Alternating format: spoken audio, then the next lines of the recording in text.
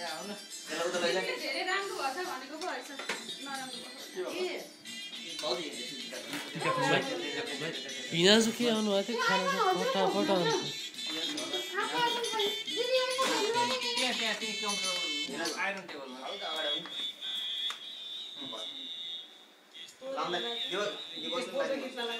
मैले हुन्छ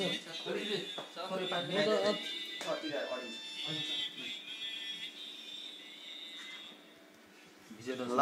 भिनाजु के भन्ने कुरा धेरै थिए दसैँमा राम्रा कुरा मात्रै आउन् अब के गर्नु मनले जागेको कुरा काम पाइयो झ्याममा काम कमाइयो डलर टाइम टी टाइम छापियोस् मेसिन आफ्नो घरमा होस् मेसिन नहोस् इलिगल काम हुन्छ मेसिन भयो भने झ्याममा पैसा कमाउने मेसोबाट आफ्नै घरमा बनोस् भन्न खोजेको मैले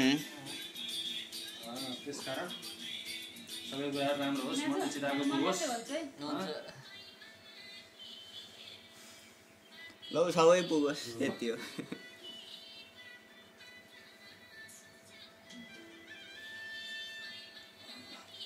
ल हात चिसो एकछिनमा गरौँ ल तातो गरौँ मुख है